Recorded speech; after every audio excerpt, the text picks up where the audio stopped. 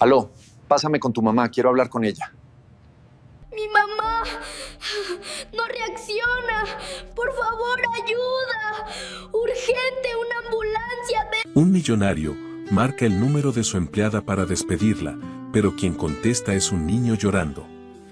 Y lo que dice revela una verdad que jamás imaginó. Antes de comenzar la historia, comenta desde qué lugar nos estás viendo. Espero que disfrutes esta historia, no olvides de suscribirte. Santiago Romero ajustó el nudo de su inmaculada corbata de seda italiana mientras observaba la inmensidad de la Ciudad de México desde el ventanal panorámico de su oficina.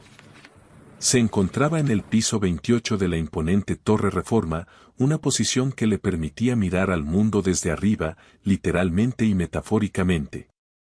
A sus 32 años, había construido un imperio tecnológico de aplicaciones financieras que era la envidia del sector empresarial latinoamericano. Todo en su vida estaba milimétricamente calculado, desde sus inversiones bursátiles hasta la temperatura de su café matutino. No había espacio para el error en su agenda, ni tampoco para la mediocridad de quienes le rodeaban en este ambiente de alta presión. El aroma intenso del café de especialidad, importado exclusivamente de las montañas de Colombia, se mezclaba sutilmente con el olor a cuero virgen de los sillones de diseñador.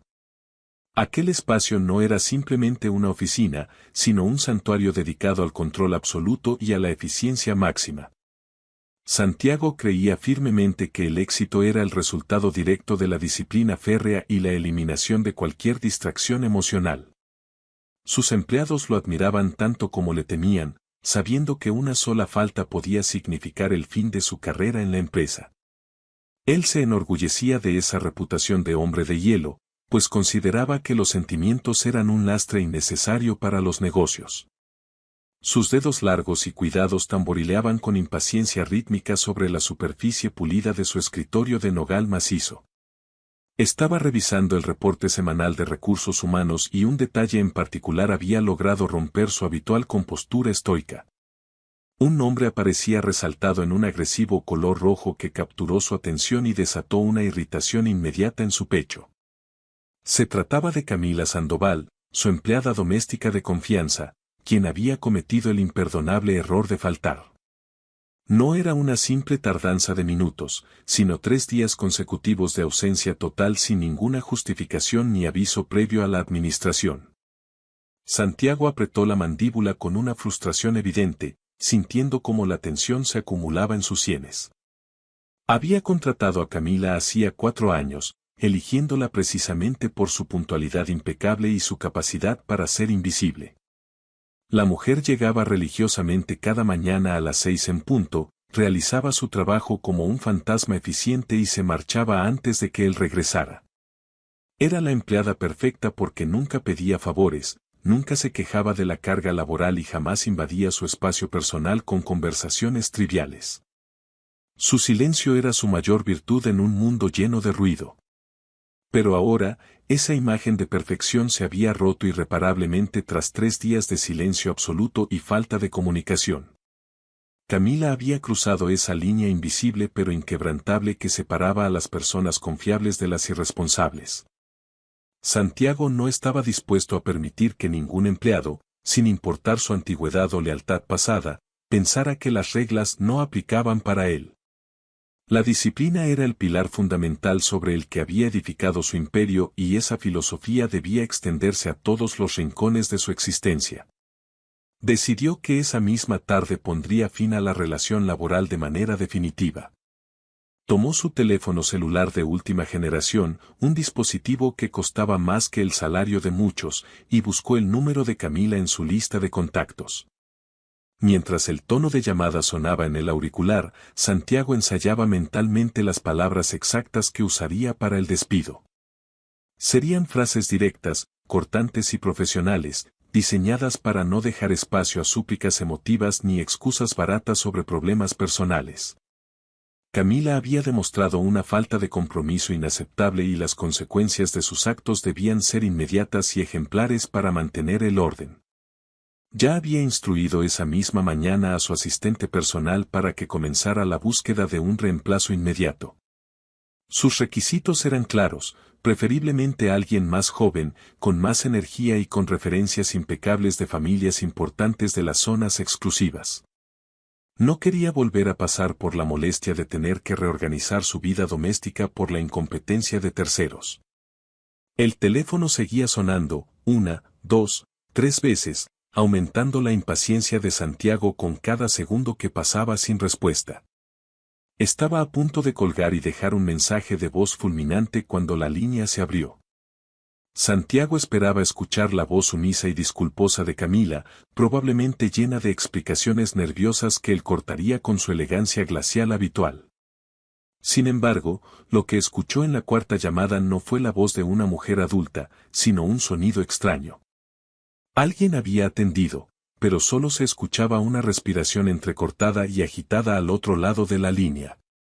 Santiago frunció el ceño, confundido por la falta de respuesta verbal inmediata. «Hola», preguntó con tono autoritario, esperando que Camila dejara de jugar y asumiera su responsabilidad. «Señor, ¿es usted el señor que le da trabajo a mi mami?». La voz que respondió era aguda, claramente infantil y cargada de una urgencia que golpeó a Santiago como un puñetazo inesperado. El empresario se quedó paralizado por un instante, incapaz de procesar que un niño estuviera contestando el teléfono personal de su empleada. Verificó rápidamente la pantalla de su dispositivo para confirmar que no se había equivocado de contacto al marcar. Efectivamente, el nombre en la pantalla decía Camila Sandoval, lo que aumentaba su confusión y molestia inicial. «Niño, necesito hablar con Camila urgentemente». «¿Está tu mamá ahí contigo?», preguntó Santiago, intentando mantener el tono profesional y distante a pesar de la extrañeza de la situación. No estaba acostumbrado a tratar con niños y mucho menos en un contexto laboral. Su paciencia, que ya era escasa, comenzaba a agotarse rápidamente ante lo que consideraba una falta de respeto. Imaginó que Camila estaba cerca, quizás demasiado avergonzada para contestar ella misma, y había puesto a su hijo al teléfono como escudo. «Señor, por favor, no cuelgue». La vocecita tembló violentamente al otro lado de la línea y Santiago pudo escuchar claramente que el niño estaba rompiendo a llorar. «Mi mamá no despierta, señor. La muevo y le hablo, pero no abre los ojos. Tiene sangre en la boca y está muy fría. Intenté limpiarle como ella me limpia a mí cuando me caigo y me lastimo las rodillas, pero la sangre sigue saliendo y no se detiene. Tengo mucho miedo, señor, ella no se mueve nada». El mundo de Santiago se detuvo abruptamente ante la crudeza de esas palabras infantiles llenas de terror. Su cerebro empresarial, siempre calculador y analítico, tardó varios segundos en procesar la magnitud de lo que acababa de escuchar. La imagen de Camila, siempre pulcra y eficiente, sangrando e inconsciente, chocaba violentamente con la realidad aséptica de su oficina de cristal. La irritación por las faltas injustificadas se evaporó instantáneamente, como humo ante el viento, siendo reemplazada por una sensación de alarma que le heló la sangre en las venas. Algo primitivo y profundamente humano, una emoción que no había sentido en años, comenzó a despertar en su interior. Miedo genuino por la vida de otra persona. «Espera, niño, ¿cómo te llamas?», preguntó Santiago, levantándose instintivamente de su silla ejecutiva de cuero, olvidando por completo el reporte financiero que tenía frente a él. Su voz había perdido el tono de mando y ahora sonaba teñida de una preocupación urgente que sus empleados jamás reconocerían. Necesitaba establecer un vínculo, entender qué estaba pasando realmente al otro lado de la línea. «Me llamo Eduardo. Tengo 5 años, señor. Voy a cumplir 6 en diciembre». La respuesta llegó entre sollozos contenidos que partían el alma. Santiago pudo visualizar mentalmente a un niño pequeño, solo y aterrorizado, intentando ser valiente en una situación que superaba a cualquier adulto. La vulnerabilidad en la voz de Eduardo era palpable, una súplica de ayuda lanzada al vacío que, por pura casualidad, había aterrizado en los oídos del hombre menos probable para responderla. «Eduardo, escúchame con mucha atención, necesito que seas muy valiente ahora. ¿Tu mamá está respirando?». Santiago ya estaba tomando las llaves de su BMW del escritorio con movimientos rápidos y nerviosos. Presionaba el teléfono contra su oreja con fuerza, como si así pudiera estar más cerca de la escena, mientras salía apresuradamente de su oficina sin despedirse de nadie. Sus pasos resonaban con urgencia en el pasillo alfombrado, ignorando las miradas curiosas de su secretaria y de los ejecutivos que se cruzaban en su camino. «Creo que sí respira, señor, pero hace un ruido muy feo», respondió Eduardo, sorbiendo su nariz. «Suena como cuando mi abuelita tosía mucho antes de irse al cielo con los angelitos». Eduardo hizo una pausa cargada de angustia y luego agregó con voz mucho más baja, casi un susurro lleno de pánico: «Señor, tengo mucho miedo. No sé qué hacer. Estoy solito aquí con ella y no puedo llamar a mi papi porque él se fue hace mucho tiempo y no contesta». Santiago sintió que algo se rompía dolorosamente dentro de su pecho, una barrera que había mantenido cuidadosamente blindada durante años. Mientras corría hacia el elevador privado, presionó el botón con una urgencia desesperada. «No estás solo, Eduardo. Yo estoy aquí contigo en el teléfono. Dime, ¿dónde viven? Necesito tu dirección exacta ahora mismo». Sabía que Camila vivía en una zona humilde, pero jamás se había preocupado por saber exactamente dónde. Ese desconocimiento ahora le pesaba como una losa de culpa insoportable. El niño recitó la información con voz temblorosa pero sorprendentemente clara, demostrando una disciplina inusual. «Vivimos en la colonia Guerrero, es la calle Mosqueta, número 247, departamento 3. Es el que está arriba de la tortillería que huele a maíz». Eduardo agregó el último detalle con inocencia y Santiago reconoció inmediatamente la zona. Era un barrio popular y conflictivo del centro histórico, un lugar que él solía evitar a toda costa y que contrastaba brutalmente con su entorno. «Eduardo, eres un niño muy valiente, lo estás haciendo muy bien. Ahora voy a llamar a una ambulancia desde otro teléfono y después voy para allá personalmente. No voy a colgarte, ¿de acuerdo? ¿Puedes abrir la puerta cuando llegue la ayuda?» Santiago ya estaba en el estacionamiento subterráneo, el eco de sus pasos rebotando en las paredes de concreto. Sus manos temblaban ligeramente al intentar abrir la puerta de su vehículo, una reacción física al estrés que le resultaba completamente ajena y desconcertante. «Sí, señor. Mamá me enseñó a abrir todas las cerraduras y los candados por si algún día pasaba algo malo o si ella no podía hacerlo». La respuesta de Eduardo reveló una preparación preventiva que destrozó un poco más el alma de Santiago. ¿Qué tipo de vida llena de peligros llevaba Camila para haber entrenado a su hijo de 5 años para enfrentar emergencias de vida o muerte? Esa simple frase hablaba de un mundo de inseguridad y miedo constante que Santiago, en su burbuja de privilegios, jamás había tenido que considerar. El motor del BMW rugió cobrando vida, un sonido potente que contrastaba con la fragilidad de la situación. Santiago salió del edificio acelerando más de lo prudente, con el teléfono conectado al sistema de manos libres del coche. La ciudad se extendía ante él como un laberinto de concreto que debía atravesar para salvar una vida. Por primera vez en años, el destino de Santiago Romero no estaba en una sala de juntas, sino en un pequeño departamento de una colonia popular, atado a la voz de un niño que acababa de conocer. Santiago condujo por el paseo de la Reforma con una urgencia temeraria que nunca había experimentado en su vida, siempre tan cuidadosamente planificada y segura. Su lujoso BMW plateado zigzagueaba agresivamente entre el denso tráfico vespertino de la Ciudad de México, ganándose bocinazos e insultos de otros conductores que él simplemente ignoraba. Mientras maniobraba el volante con una mano, hablaba simultáneamente con el servicio de emergencias y con Eduardo a través del sistema de audio del coche, convirtiéndose en el nexo vital entre la vida y la muerte. La voz del niño se había convertido en su única brújula emocional en medio del caos, guiándolo a través de un territorio psicológico completamente desconocido para él. El miedo genuino por el bienestar de otras personas era una sensación ajena que ahora le oprimía el pecho. «Señor, mi mamá hizo ese ruido otra vez», dijo Eduardo, su voz amplificada por las bocinas del auto de lujo. Es el ruido que suena como burbujas cuando explotan. Eduardo intentaba describir los estertores de su madre con el vocabulario limitado y visual de un niño de 5 años. Está bien, Eduardo, mantén la calma.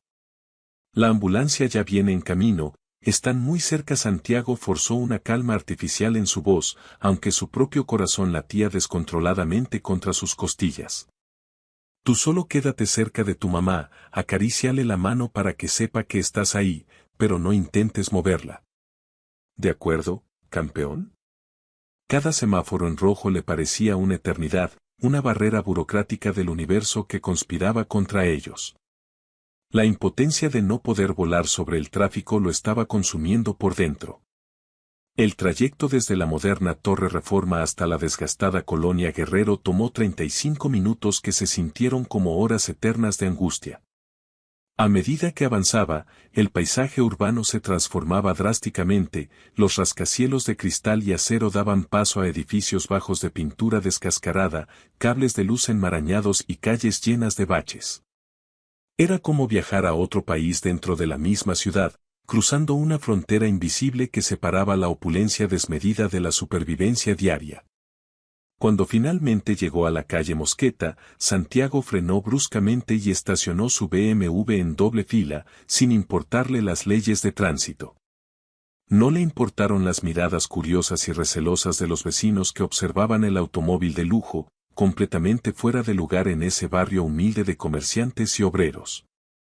El edificio que Eduardo había descrito era una construcción antigua de 3 pisos, con una fachada deteriorada por la humedad y el tiempo, y balcones oxidados llenos de ropa tendida secándose al sol de la tarde. La tortillería de la planta baja emanaba el aroma característico y reconfortante del maíz recién molido, un olor que normalmente abriría el apetito, pero que ahora se mezclaba con la urgencia del momento. Santiago bajó del auto corriendo, su traje de diseñador italiano contrastando violentamente con el entorno de paredes grafiteadas y banquetas rotas. Subió las escaleras de concreto gastado de 2 en 2, sintiendo como el polvo del lugar se adhería a sus zapatos lustrados, siguiendo las indicaciones precisas que Eduardo le había dado por teléfono. El edificio por dentro olía a encierro y a comida casera, una mezcla de vidas hacinadas en espacios pequeños. El departamento 3 estaba al final de un pasillo estrecho y oscuro, donde la única luz provenía de una bombilla parpadeante al fondo. Antes de que Santiago pudiera siquiera tocar la madera vieja de la puerta, ésta se abrió lentamente con un chirrido de bisagras oxidadas. La figura pequeña que apareció en el umbral le robó el aliento y confirmó la gravedad de la situación que había imaginado durante el trayecto. Ahí estaba Eduardo, un niño pequeño de cabello negro azabache revuelto y ojos cafés enormes, inundados de lágrimas contenidas. Llevaba puesta una camiseta de los Pumas de la UNAM que le quedaba varias tallas más grande, colgando sobre su cuerpo delgado como una túnica. Sus pies estaban descalzos y sucios, contrastando con el piso de mosaico frío y desgastado del pasillo. «¿Usted es el señor Santiago?», preguntó Eduardo con voz quebrada y tímida, limpiándose la nariz con el dorso de su mano manchada. «Sí, soy yo, campeón. Estoy aquí para ayudarte». Santiago se agachó instintivamente para quedar a la altura del niño, sin importarle arruinar los pantalones de su traje de $1000 contra el suelo sucio. Era un gesto de empatía que jamás había hecho con ningún otro niño, incluyendo a los hijos mimados de sus socios de negocios. «Dime, ¿dónde está tu mamá?», preguntó con suavidad, tratando de transmitir una seguridad que él mismo apenas lograba mantener ante la mirada desolada del pequeño. Eduardo asintió, confiando ciegamente en aquel extraño que había llegado tal como prometió. Lo tomó de la mano, los dedos del niño eran pequeños, fríos y pegajosos, pero el contacto provocó una descarga eléctrica de responsabilidad en Santiago. El niño lo condujo a través de la puerta hacia el interior de un departamento diminuto, un espacio que consistía en una sola habitación multifuncional que servía como sala, comedor y recámara para ambos. La pobreza del lugar era absoluta pero digna. Los muebles eran escasos, una mesa de plástico, 2 sillas y un armario viejo, pero todo estaba impecablemente limpio y ordenado, reflejando el esfuerzo de Camila por mantener un hogar decente. Una cortina floreada, descolorida por los años, separaba un área pequeña que servía como cocina improvisada. El contraste con la mansión de Santiago no podía ser más brutal, su baño de visitas era probablemente más grande que todo el hogar de aquella familia. En un colchón colocado directamente sobre el piso de cemento, Santiago vio finalmente a Camila inconsciente. Reconoció vagamente a la mujer que había visto cientos de veces en su propio departamento, siempre discreta, siempre trabajando en silencio, siempre invisible a sus ojos. Pero verla allí, despojada de su uniforme, vulnerable y rodeada de miseria, le provocó un choque de realidad. La mujer que mantenía su vida en orden vivía en el caos de la supervivencia, y él nunca se había detenido a preguntarle siquiera cómo estaba. Camila yacía sobre una sábana remendada, con sangre seca y oscura en la comisura de los labios. Su piel estaba pálida como el papel, con un tono grisáceo que gritaba enfermedad grave. Santiago sintió una vergüenza inexplicable y profunda por nunca haberla visto realmente como un ser humano, sino como una herramienta más de su confort. Se acercó rápidamente y se arrodilló junto al colchón, verificando su pulso en el cuello con dedos temblorosos. Era débil, errático, pero afortunadamente seguía presente. Su respiración era irregular, superficial, y hacía ese ruido sibilante y preocupante que Eduardo había descrito con tanta precisión inocente. ¿Desde cuándo está así, Eduardo?, preguntó Santiago mientras revisaba los signos vitales básicos. Tratando de recordar vagamente las lecciones de un curso de primeros auxilios que había tomado hacía años por requisito de la empresa. Cada segundo que pasaba sin ayuda médica profesional sentía que las probabilidades se reducían drásticamente en contra de ella. Desde ayer en la noche, señor, respondió Eduardo, su voz temblando mientras se abrazaba a sí mismo. Me desperté porque la escuché toser muy feo, como si se ahogara, y cuando vine a verla ya estaba tirada así en el piso. Le puse su cobija favorita de cuadros y le dejé un vaso de agua aquí al lado, pero no se despertó para tomarla. El niño señaló el vaso intacto junto al colchón, un testimonio mudo de su impotencia y amor filial. El sonido agudo de sirenas acercándose llenó el aire denso de la calle, rompiendo la atmósfera opresiva del departamento. Santiago sintió un alivio inmenso, casi físico, al saber que no tendría que enfrentar esa crisis solo por más tiempo. Se puso de pie y miró a Eduardo, quien observaba la puerta con esperanza. La ayuda ya llegó, Eduardo. Los doctores van a cuidar a tu mamá. Todo va a estar bien, te lo prometo.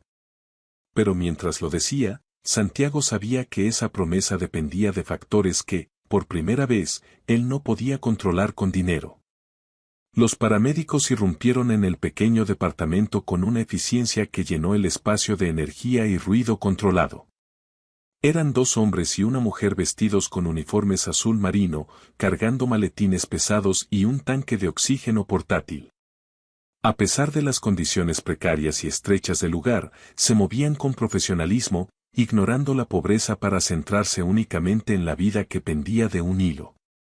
Evaluaron a Camila con rapidez, sus manos expertas buscando venas y revisando pupilas dilatadas. Las expresiones serias y las miradas que intercambiaron entre ellos confirmaron la gravedad extrema de la situación sin necesidad de palabras. Necesitamos trasladarla inmediatamente al hospital, anunció el paramédico jefe, un hombre robusto de voz grave, mientras preparaba una camilla rígida. Los signos vitales están muy comprometidos. Tiene la presión arterial peligrosamente baja, presenta un cuadro de deshidratación severa y hay indicios claros de una posible hemorragia interna pulmonar. El paramédico se giró hacia Santiago, asumiendo por su vestimenta que él era la autoridad en el lugar. ¿Usted es familiar de la paciente? Necesitamos antecedentes médicos urgentes. La pregunta flotó en el aire, cargada de implicaciones legales y morales. Santiago dudó por una fracción de segundo, consciente de que legalmente era un extraño, pero moralmente era el único responsable presente. La mirada de Eduardo, fija en él, le dio la respuesta. Soy su empleador, respondió Santiago con firmeza, aunque las palabras sonaron extrañamente inadecuadas y frías en sus propios labios dadas las circunstancias. Pero me hago responsable de todo. No sé su historial médico detallado, pero su hijo está aquí. Señaló a Eduardo, quien se había aferrado a la pierna de Santiago con la desesperación absoluta de quien no tiene a nadie más en el mundo a quien recurrir. Los dedos pequeños de Eduardo se clavaban en la tela fina del pantalón de diseñador, arrugándola sin piedad, como si Santiago fuera su único salvavidas en medio de un naufragio en alta mar. El niño miraba con terror los tubos y las agujas que los paramédicos conectaban al cuerpo inerte de su madre. ¿Tiene otros familiares que puedan hacerse cargo del menor o acompañarnos?, preguntó la paramédico mujer mientras aseguraba a Camila con correas a la camilla para el traslado por las escaleras. Santiago miró rápidamente alrededor del departamento diminuto buscando pistas de una red de apoyo. No había fotografías familiares en las paredes despintadas, ningún indicio de abuelos, tíos o hermanos que pudieran acudir al rescate. Solo vio un dibujo infantil pegado con cinta adhesiva sobre la cabecera del colchón que mostraba dos figuras palito tomadas de la mano bajo un sol sonriente. Mi mami y yo, decía la leyenda escrita con letra torpe y colorida de niño pequeño. Señor, usted se va a quedar conmigo, ¿verdad? Eduardo levantó sus ojos enormes y húmedos hacia Santiago. En esa mirada no había exigencia, sino una confianza absoluta y devastadora que destrozó todas las defensas emocionales que el empresario había construido durante décadas. El niño asumía que Santiago, por el simple hecho de haber aparecido, era ahora su protector. Era una responsabilidad que nadie le había pedido, pero que el destino le estaba imponiendo con fuerza. La ambulancia esperaba abajo con el motor encendido y las luces giratorias pintando de rojo las paredes del vecindario. Camila necesitaba atención médica de alta especialidad urgente si quería sobrevivir esa noche. Eduardo necesitaba protección inmediata y no podía quedarse solo en ese lugar. Santiago Romero, el hombre que planificaba cada segundo de su existencia con precisión militar y contratos blindados, se encontró frente a la decisión más impulsiva e importante de toda su vida. Sí, Eduardo, me voy a quedar contigo, dijo Santiago, sorprendiéndose a sí mismo con la firmeza inquebrantable de su voz. Se agachó de nuevo y le apretó el hombro al niño. No te voy a dejar solo, campeón, te lo prometo. Vamos a ir con tu mamá al hospital y yo voy a cuidar que nada malo les pase a los dos. Era una promesa que iba más allá de lo laboral, era un pacto de humanidad. Ayudó a los paramédicos a maniobrar la camilla por el pasillo estrecho y las escaleras empinadas, una tarea difícil que requirió esfuerzo físico. Eduardo caminaba pegado a él, cargando una pequeña mochila raída de los Vengadores que había tomado instintivamente antes de salir. Al llegar a la calle, la multitud de vecinos curiosos se había congregado alrededor de la ambulancia y el BMW, murmurando y señalando la escena inusual en su barrio tranquilo. Santiago ignoró los murmullos y ayudó a subir a Eduardo a la parte trasera de la ambulancia. Yo iré en mi auto detrás de ustedes, no los perderé de vista ni un segundo, le aseguró al paramédico. Llévenla al mejor hospital privado, yo cubro todos los gastos. El paramédico negó con la cabeza rápidamente. Señor, en su estado no llegamos a un privado lejano. Vamos al Hospital General, es el más cercano y tienen excelente unidad de trauma. Es cuestión de tiempo, no de lujo. La respuesta fue un golpe de humildad para Santiago, acostumbrado a resolver todo con su tarjeta de crédito Platinum. Asintió, entendiendo que el dinero no podía comprar tiempo. De acuerdo, vayan. Yo lo sigo. Cerraron las puertas traseras de la ambulancia, separándolo momentáneamente de Eduardo y Camila, pero el vínculo ya estaba forjado. Corrió hacia su auto, encendió el motor y se pegó a la defensa de la ambulancia, decidido a no dejar que el tráfico de la ciudad rompiera su promesa. Mientras conducía siguiendo las luces de emergencia que cortaban la noche, Santiago no podía dejar de pensar en el dibujo de la pared. Mi mami y yo. Era un universo de dos personas que se estaba desmoronando, y él, un intruso de un mundo de cristal, era ahora lo único que sostenía los pedazos. La frialdad de su oficina en la Torre Reforma parecía un recuerdo de otra vida, una vida que, kilómetro a kilómetro, le empezaba a importar cada vez menos frente a la realidad de ese niño en la ambulancia. El viaje fue frenético, saltándose altos y esquivando autos al ritmo de la sirena que iba delante. Santiago sentía una mezcla de adrenalina y terror que nunca había experimentado en una negociación de negocios. En los negocios, si fallabas, perdías dinero. Aquí, si fallaba, Eduardo perdía su mundo entero. Esa presión era real, tangible y aterradora.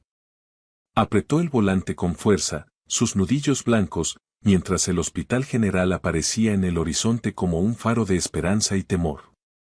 Al llegar a la zona de urgencias, el caos era total. Camillas entraban y salían, familiares lloraban en la entrada y el personal médico corría de un lado a otro. Santiago abandonó su auto casi en la entrada, lanzándole las llaves a un guardia de seguridad desconcertado con la orden de estacionarlo. Corrió hacia la ambulancia justo cuando bajaban a Camila. Eduardo saltó del vehículo y corrió directamente hacia las piernas de Santiago, abrazándolo como si su vida dependiera de ello. Juntos, entraron al vórtice del hospital. En el interior del hospital, Santiago se descubrió en un territorio completamente hostil y desconocido. La sala de emergencias del Hospital General de México bullía con una actividad frenética y desordenada que abrumaba los sentidos. El olor a desinfectante industrial se mezclaba con el aroma metálico de la sangre y el sudor del miedo. Camillas pasaban apresuradas empujadas por enfermeros sudorosos, familiares lloraban desconsolados en las esquinas esperando noticias, y médicos residentes gritaban órdenes urgentes tratando de imponer orden en el caos. Eduardo permanecía pegado a él como una lapa, como si Santiago fuera su única ancla firme en medio de aquella tormenta humana. Sus manitas estaban aferradas con tal fuerza a la chaqueta del traje de lana virgen que los nudillos se le veían blancos. El niño no había soltado su agarre ni un solo segundo desde que bajaron de la ambulancia, y Santiago, lejos de molestarse, le puso una mano protectora sobre la cabeza, marcando territorio frente a la adversidad.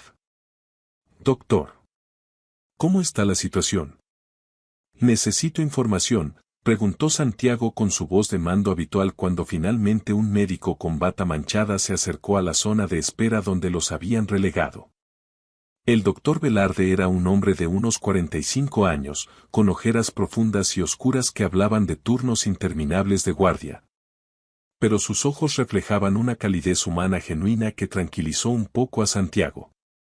«Señor Romero, la paciente Camila Sandoval está estable por ahora, logramos estabilizar sus signos vitales», dijo el médico, consultando rápidamente el expediente digital en su tablet. «Pero debo ser honesto con usted, su condición es sumamente preocupante y crítica». El doctor hizo una pausa, mirando de reojo a Eduardo antes de continuar con un tono más bajo y clínico. «Presenta un cuadro de desnutrición severa crónica, anemia en niveles críticos y deshidratación extrema». Santiago escuchaba con horror creciente mientras el médico listaba los padecimientos. Además, tiene signos evidentes de tuberculosis pulmonar avanzada. Por el daño en los pulmones, hemos determinado que ha estado ocultando estos síntomas y sufriendo en silencio durante meses, posiblemente más de un año. No entiendo cómo se mantenía en pie para trabajar. Santiago sintió que el piso aséptico del hospital se movía bajo sus pies, causándole un vértigo moral. Eduardo, que escuchaba atento, apretó la mano de Santiago con más fuerza. Aunque no entendía completamente las palabras médicas complejas como tuberculosis o anemia, captaba perfectamente la gravedad mortal en el tono de los adultos. ¿Mi mami se va a poner bien? La voz del niño temblaba tanto que apenas se escuchaba por encima del ruido ambiental del hospital, una pregunta lanzada con el miedo más puro que existe. El doctor Velarde suspiró y se agachó con dificultad para quedar a la altura de los ojos de Eduardo, mostrando una compasión que conmovió profundamente a Santiago. «Tu mami es muy fuerte, campeón, más fuerte de lo que imaginas». Vamos a hacer todo lo humanamente posible para curarla, te lo prometo. Pero necesita quedarse aquí varios días internada mientras le damos medicinas especiales para que sus pulmones sanen.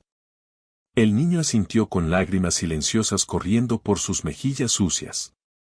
Después de consolar al niño, el doctor se incorporó y miró a Santiago con una seriedad renovada, haciéndole una seña para alejarse unos pasos.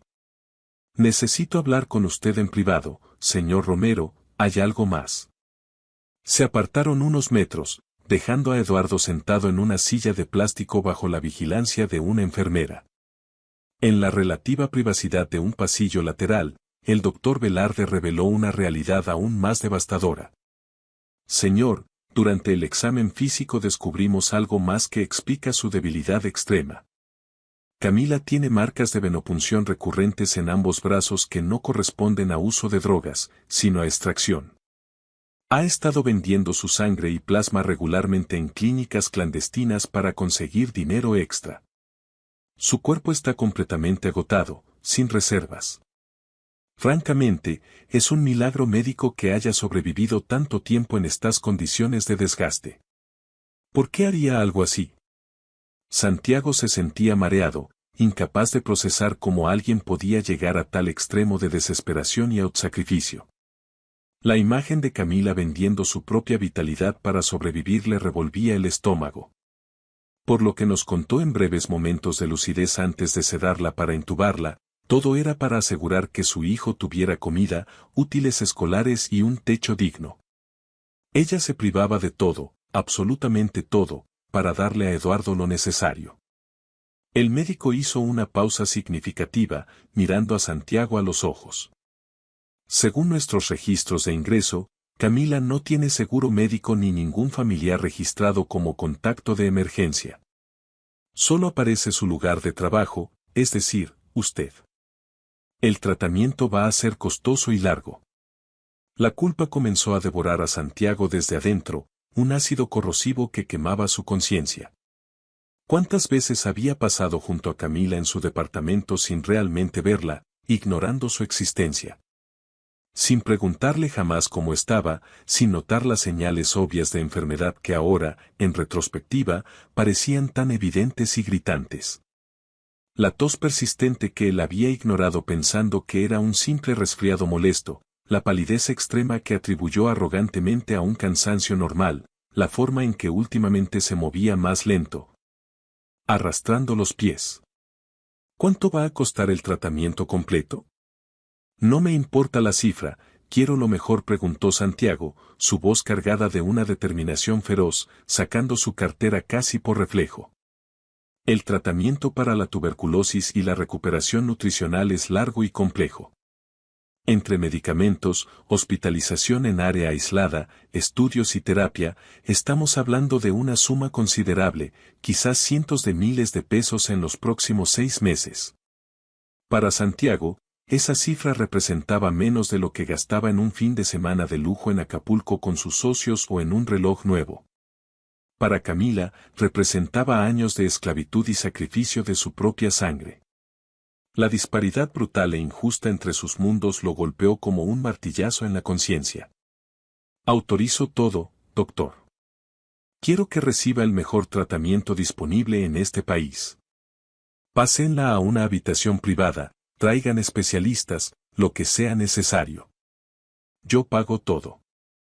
Cuando Santiago regresó a la sala de espera después de arreglar los trámites financieros, encontró a Eduardo acurrucado en la incómoda silla de plástico rígido.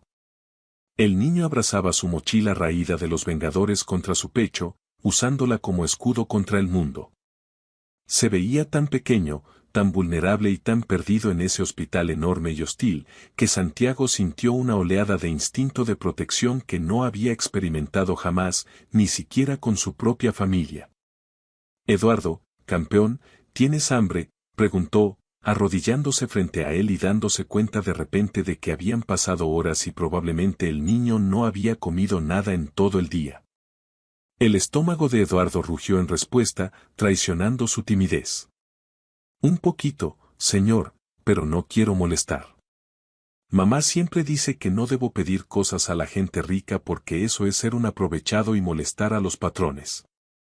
Eduardo bajó la mirada avergonzado, sus mejillas teñidas de rojo, y Santiago sintió que su corazón se partía en dos mitades exactas. La dignidad con la que Camila había educado a su hijo, incluso en la extrema pobreza, era una lección de moralidad que Santiago nunca había recibido en sus escuelas de élite. Hoy no es molestia, Eduardo. Hoy yo te invito, somos un equipo. Vamos a la cafetería. La cafetería del hospital estaba casi vacía a esa hora de la noche, iluminada por luces fluorescentes zumbantes. Santiago compró sándwiches, jugo, fruta y galletas, poniendo todo frente al niño. Observó fascinado y horrorizado cómo Eduardo devoraba un sándwich de jamón con una voracidad que revelaba un hambre acumulada de días, posiblemente semanas de racionamiento forzado. El niño comía con un cuidado meticuloso de no desperdiciar ni una sola migaja, juntando con su dedo índice las que caían sobre la servilleta de papel y llevándoselas a la boca. ¿Cuándo fue la última vez que comiste algo completo, Eduardo?, preguntó Santiago con suavidad, temiendo la respuesta pero necesitando saber la magnitud del abandono que había ignorado. Ayer en la mañana, señor, respondió Eduardo entre bocados, tomando un sorbo grande de jugo de naranja. Mamá me dio mi desayuno antes de que me despertara, siempre lo deja listo en la mesa con una nota antes de irse a trabajar a su casa.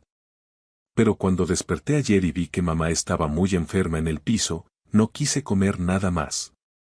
Se detuvo un momento, mirando el sándwich a medio terminar en sus manos. ¿Por qué no comiste, Eduardo? Había comida en la mesa, insistió Santiago, tratando de entender la lógica detrás del ayuno del niño. Porque pensé que tal vez ella tendría hambre cuando despertara, susurró Eduardo. Si yo me lo comía todo, no iba a quedar nada para ella cuando se sintiera mejor. Mamá siempre me da su parte cuando hay poco, así que yo quería guardarle mi parte esta vez. La lógica infantil, tan pura, sacrificada y desgarradora, hizo que Santiago tuviera que apartar la mirada hacia la ventana oscura para ocultar las lágrimas que amenazaban con brotar de sus ojos. Un niño de 5 años había pasado más de 24 horas sin probar bocado voluntariamente para guardar comida para su madre enferma. Mientras tanto, Santiago había desperdiciado probablemente más comida en una sola cena de negocios esa semana de la que Eduardo veía en un mes entero. Eduardo, necesito preguntarte algo importante sobre tu familia, dijo Santiago, recuperando la compostura y limpiándose los ojos discretamente. ¿Tienes algún otro familiar? ¿Abuelos, tíos, primos? ¿Alguien que pueda cuidarte mientras tu mamá se recupera en el hospital? Santiago necesitaba saberlo por razones legales, aunque algo en su interior ya esperaba y temía la respuesta de soledad absoluta. Mi abuelita se murió cuando yo tenía 3 años, ya no está, dijo Eduardo jugando tristemente con el popote de su jugo. Mamá dice que ella está en el cielo cuidándome desde arriba en una nube. Hizo una pausa y su rostro se oscureció. ¿Y mi papi? Él se fue cuando yo era muy chiquito. A veces viene a la casa, pero solo a pedirle dinero a mi mamá y a gritar. ¿Tu papá viene a visitarlo seguido?, preguntó Santiago, sintiendo cómo la ira comenzaba a calentarse en su estómago. No mucho. La última vez fue hace como 2 meses. Llegó en la noche oliendo raro, como el señor que vende cervezas en la esquina de la calle. Le gritó cosas muy feas a mi mamá y quería pegarle, así que ella me metió al baño y le puso seguro a la puerta para que yo no escuchara. Pero sí escuché. Todos los ojos de Eduardo se llenaron de lágrimas al recordar el trauma. Él gritaba que éramos una carga, que le arruinamos la vida y que ojalá nunca nos hubiera conocido. Dijo que éramos basura. La confesión del niño cayó como plomo sobre la mesa de la cafetería. La furia que sintió Santiago fue tan intensa y visceral que tuvo que cerrar los puños bajo la mesa hasta que sus uñas se clavaron en las palmas para controlarse. ¿Qué tipo de hombre podía abandonar a un niño tan increíble y noble como Eduardo? Y tener el descaro de aparecer ocasionalmente solo para atormentar y robar a la familia que dejó atrás. Santiago juró en silencio que ese hombre jamás volvería a acercarse a Eduardo mientras él tuviera vida y recursos para impedirlo. Eduardo, mírame. Tú no eres una carga. Eres un niño increíble. Y tu mamá es una heroína. Nunca dejes que nadie te diga lo contrario. ¿Señor Santiago? Eduardo lo miró con timidez. ¿Usted tiene hijos? La pregunta tomó a Santiago por sorpresa. No, Eduardo. No tengo hijos. Vivo solo.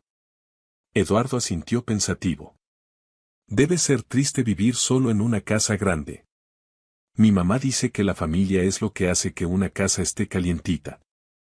Esa simple observación desmanteló toda la filosofía de vida de Santiago en un segundo. De regreso a la sala de espera, el ambiente había cambiado sutilmente. Una enfermera de sonrisa amable se acercó a ellos con noticias esperanzadoras. Señor Romero, la paciente está despertando de la sedación y está muy agitada preguntando por su hijo. ¿Pueden pasar a verla brevemente? Solo unos minutos para tranquilizarla. El rostro de Eduardo se iluminó como si hubieran encendido un árbol de Navidad. El reencuentro entre madre e hijo fue una escena que Santiago jamás olvidaría y que quedaría grabada en su memoria para siempre. Camila, a pesar de su debilidad extrema y las múltiples vías intravenosas conectadas a sus brazos delgados, pareció cobrar vida y luz cuando Eduardo entró corriendo a la habitación. El niño se trepó con cuidado a la cama, evitando los tubos, y se acurrucó contra su pecho. Mi hijo, mi amor. ¿Estás bien? ¿Te asustaste mucho? Camila acariciaba el cabello de su hijo con manos temblorosas y llenas de moretones por las agujas, besando su frente repetidamente. Mamá, el señor Santiago me cuidó muy bien. Me dio de comer sándwiches y jugo, y se quedó conmigo todo el tiempo en la ambulancia. No tuve miedo porque él estuvo conmigo. Eduardo hablaba atropelladamente, ansioso por contarle todo. Camila levantó la vista lentamente hacia donde estaba Santiago, parado en el marco de la puerta respetando la intimidad del momento. En sus ojos oscuros había una mezcla compleja de gratitud profunda, alivio y una vergüenza dolorosa por haber sido vista en esa situación. Señor Romero, yo no sé cómo agradecer todo lo que ha hecho por mi hijo. Nunca fue mi intención faltarle al trabajo ni causarle problemas en su empresa. Yo intenté levantarme para ir a trabajar, se lo juro, continuó Camila con voz débil, pero mi cuerpo ya no me respondía, me desmayé. Perdóneme por las molestias. La humildad de la mujer, disculpándose por casi morir, fue la gota que derramó el vaso de la culpa de Santiago. Se acercó a la cama y tomó la mano de Camila con delicadeza, un gesto que nunca había tenido con ella en 4 años. Camila, por favor, no se disculpe. No tiene nada de qué disculparse, dijo Santiago con voz firme pero suave. Lo único importante ahora es que usted se recupere completamente. Su trabajo está asegurado, no la voy a despedir. De hecho, tendrá un aumento de sueldo sustancial y seguro médico completo para usted y Eduardo desde hoy mismo. Todo esto corre por mi cuenta.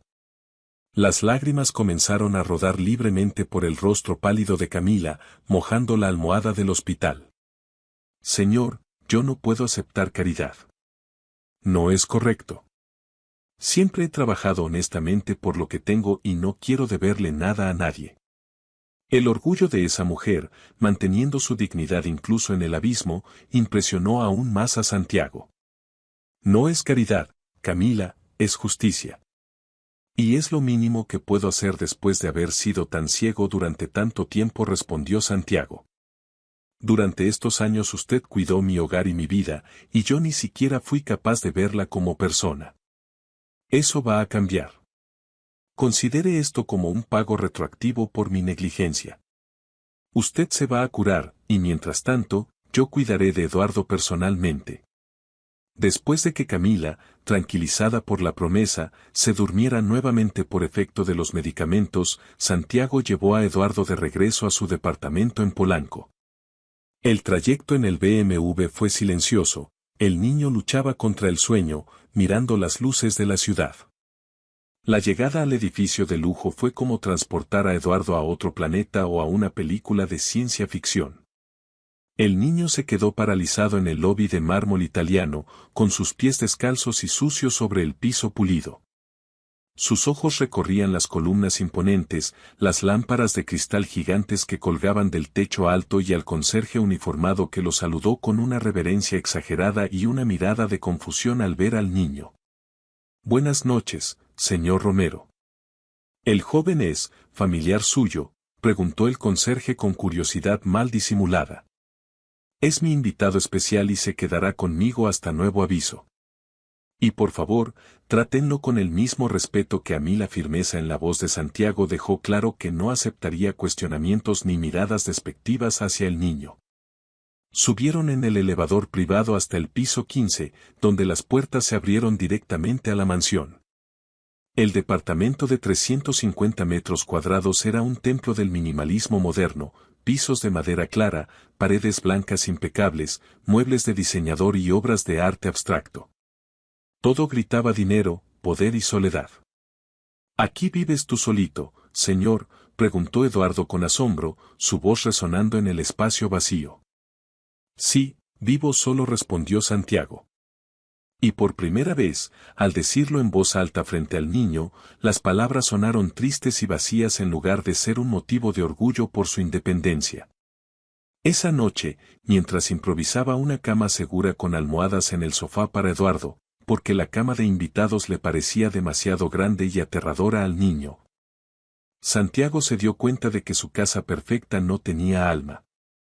No había juguetes, ni colores, ni vida.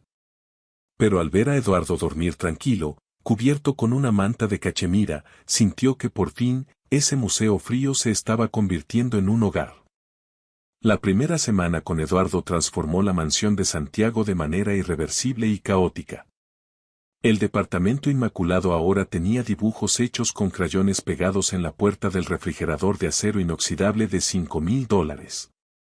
Había juguetes de plástico esparcidos por la sala de estar y el sonido de risas infantiles rebotaba en las paredes que antes solo conocían el silencio o el sonido de llamadas de negocios. Santiago había contratado a una niñera profesional recomendada, pero descubrió rápidamente que prefería pasar tiempo con Eduardo personalmente.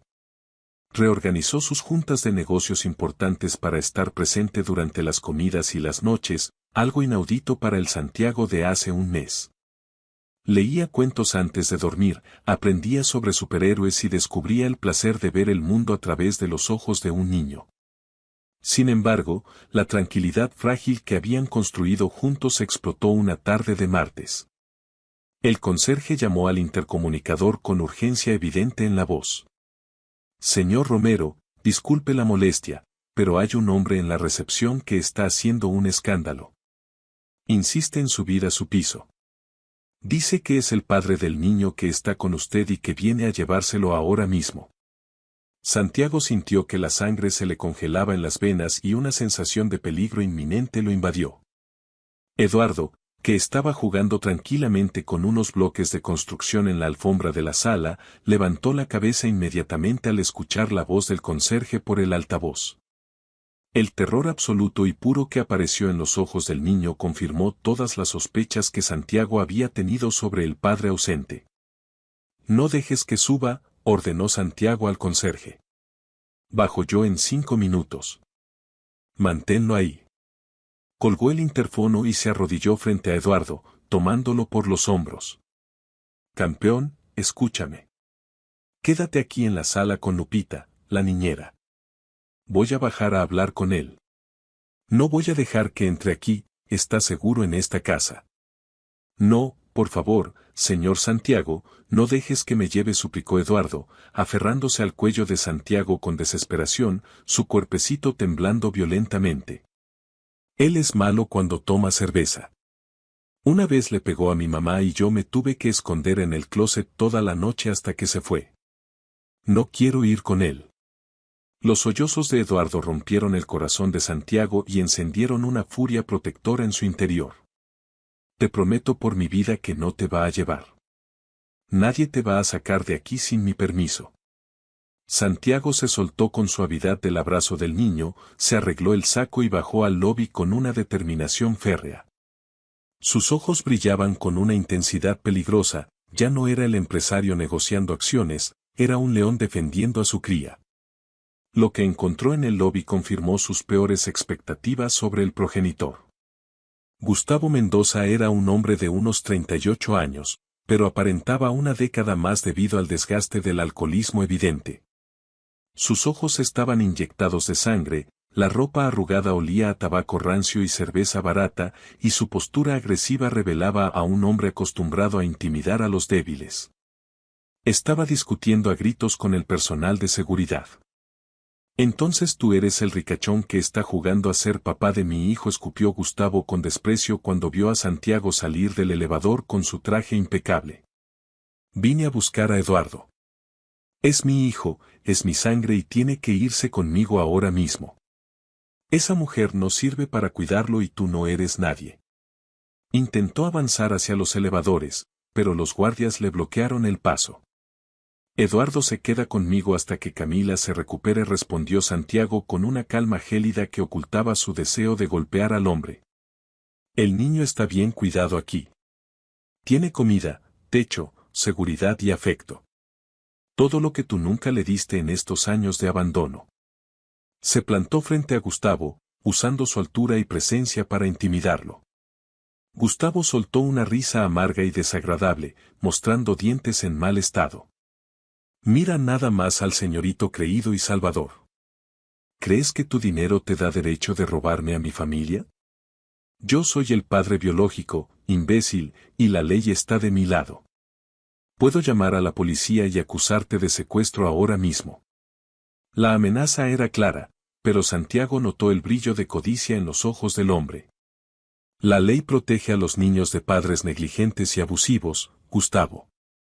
Y por lo que veo y sé, tú encajas perfectamente en esa categoría». Santiago dio un paso adelante, invadiendo el espacio personal del otro hombre. «Cuidadito con lo que dices y haces.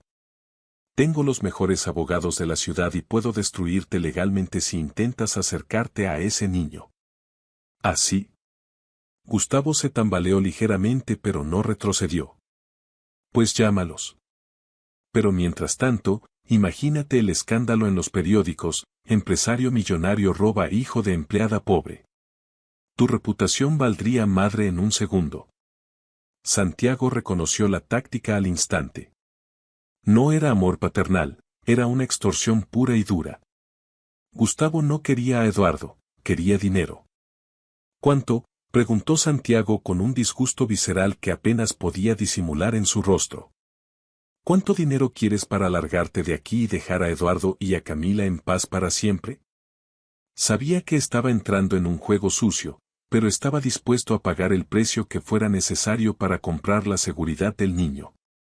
La sonrisa que apareció en el rostro de Gustavo fue repugnante y triunfal. «Ahora sí estamos hablando el mismo idioma, compa. Sabía que eras listo. Mira, yo soy un hombre razonable. Dame 8,000 pesos al mes y me olvido de que tengo un hijo. Es una ganga para ti, considerando lo que gastas en tus trajes finos y tu carrito importado». Gustavo extendió la mano esperando el trato. Antes de que Santiago pudiera responder o ceder al chantaje, una voz autoritaria femenina interrumpió la confrontación desde la entrada del edificio. «Señor Mendoza, necesito hablar con usted inmediatamente». Una mujer de unos 50 años, vestida con un traje sastre gris y con una identificación oficial colgando de su cuello, se acercaba con expresión severa acompañada de 2 policías.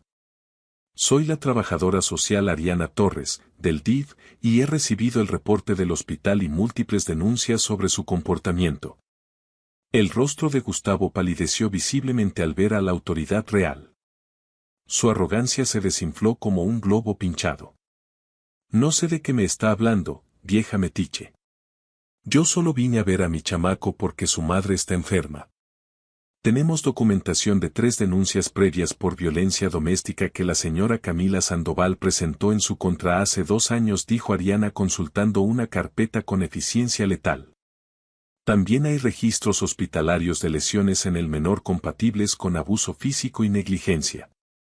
Y ahora, intento de extorsión grabado por las cámaras de seguridad de este edificio. Señaló discretamente las cámaras del lobby. Gustavo miró a su alrededor, acorralado. Los guardias de seguridad y los policías lo rodeaban. Esto es una trampa. Ustedes los ricos siempre se protegen entre sí. Me voy, pero esto no se queda así. Voy a volver con mi abogado. Gustavo dio media vuelta y salió del edificio arrastrando los pies, derrotado por el momento, pero dejando una estela de amenaza en el aire. Ariana se giró hacia Santiago, suavizando su expresión. Señor Romero, lamento el espectáculo. El hospital nos notificó la situación de riesgo del menor. Entiendo que sus intenciones son nobles al cuidar al niño, pero la situación legal es compleja y delicada. El padre biológico tiene derechos teóricos, aunque su historial criminal es una gran ventaja para nosotros. Ese hombre no merece llamarse padre, respondió Santiago con vehemencia, aún temblando de rabia contenida. Abandonó a Camila y a Eduardo, los golpeaba, y ahora quiere vender a su hijo por 8,000 pesos. Eduardo le tiene terror. No voy a permitir que se lo lleve, no me importa lo que diga la ley. Estaba dispuesto a usar toda su fortuna para pelear esa batalla. Lo sé, y eso será considerado en el juicio familiar. Pero necesitamos seguir los protocolos legales correctos para blindar al niño, explicó Ariana con calma. ¿Ha considerado solicitar la custodia formal o la tutela del niño? Sería un proceso largo, pero con la evidencia que tenemos y el consentimiento de la madre, es muy posible ganarle la patria potestad al padre. ¿Sería posible? La idea había estado germinando en la mente de Santiago durante días, pero escucharla como una posibilidad legal real le dio una esperanza tangible. Sí. Especialmente si la madre está de acuerdo en compartir la tutela o cederla temporalmente por su salud y si demostramos que el padre es un peligro. Usted tiene los recursos para darle una vida estable. Esa noche, Santiago se sentó con Eduardo en el balcón de la mansión. La ciudad brillaba abajo. El niño estaba envuelto en la cobija, mirándolo con miedo residual. Señor Santiago, ¿me vas a mandar con mi papá Gustavo?, preguntó con voz pequeña. Santiago lo abrazó con fuerza. Nunca, campeón. Mientras yo respire, tú te quedas conmigo. Vamos a pelear para que seas mi hijo de verdad, legalmente. ¿De verdad? Los ojos de Eduardo brillaron. Sí. Quiero adoptarte, si tú y tu mamá quieren. Quiero ser el papá que te mereces. Eduardo sonrió, una sonrisa que iluminó la noche más que todas las luces de la ciudad. Yo sí quiero. Tú eres el mejor papá. No hueles feo y no gritas. Y me cuidas. Esa simple comparación selló el destino de ambos. El proceso legal fue una batalla campal que duró meses. Santiago contrató al mejor bufete de abogados de México, especialistas en derecho familiar despiadados. Gustavo intentó pelear, pero sus antecedentes penales, sus adicciones comprobadas y la falta de recursos terminaron por hundirlo. Camila, desde el hospital y luego desde su recuperación, testificó con valentía sobre el abuso sufrido, apoyando la adopción plena por parte de Santiago. Meses después, Camila estaba totalmente recuperada gracias al tratamiento privado. Ahora trabajaba en un puesto administrativo en la empresa de Santiago, con un horario flexible y un sueldo digno que le permitía vivir tranquila. Pero el cambio más grande fue en la familia. Santiago había adoptado legalmente a Eduardo, quien ahora llevaba con orgullo los apellidos Romero Sandoval.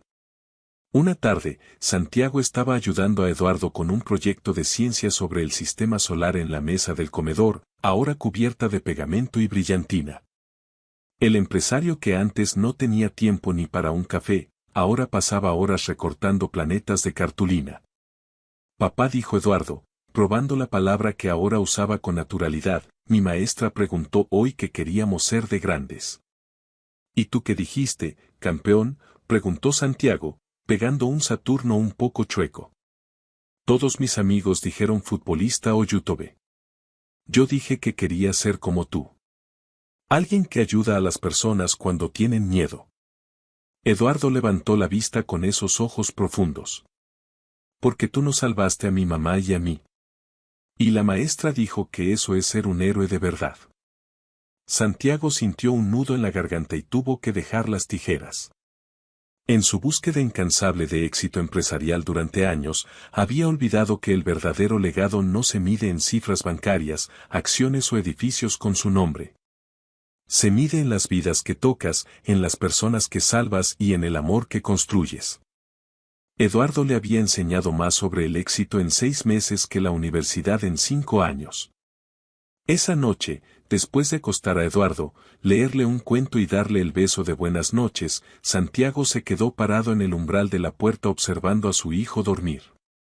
El niño que había atendido el teléfono con terror, ahora dormía con la paz absoluta de quien se sabe amado y protegido.